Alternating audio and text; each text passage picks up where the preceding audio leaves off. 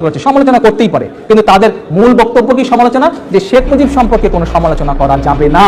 পত্রপত্রিকায় দেখলাম যে শেখ মুজিব সম্পর্কে কোনো বক্তব্য বা সমালোচনা করা যাবে না। এখন আমার প্রশ্ন, শেখ মুজিব কি কোনো ফেরেশতা ছিল? আচ্ছা, তাহলে কি শেখ মুজিব কোনো শয়তান ছিল? শেখ মুজিব ফেরেশতাও না, শেখ মুজিব শয়তানও না, শেখ মুজিব ছিল একজন মানুষ, খুব স্বাভাবিক একজন মানুষ ছিল। এবং একজন মানুষ ছিল বলেই সে মারা যাবার পরে, সেই জন্যই যখন তার এলাকায় আমি গিয়েছিলাম, তার কবর আমি জিয়ারত করেছিলাম, যে সে একজন মানুষ এবং সে একজন মুসলমান মানুষ ছিল, সেই জন্যই তার কবর আমি জিয়ারত করেছিলাম। কিন্তু একজন রাজনৈতিক নেতাও সে ছিল। একজন রাজনৈতিক নেতা হিসেবে কিসের জন্য তার সমালোচনা করা যায় না?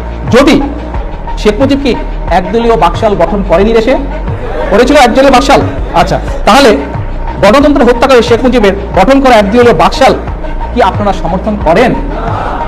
আচ্ছা, যদি বাকশাল সমর্থন না করেন, তাহলে বাকশাল গঠনের জন্য কি আমরা শেখ মুজিবের নিন্দা করতে পারি? এই প্রশ্ন আপনাদের কাছে না, এই প্রশ্ন আমি করলাম সেই সকল মানুষদের কাছে যারা বলছে শেখ মুজিবের সমালোচনা করা যাবে না।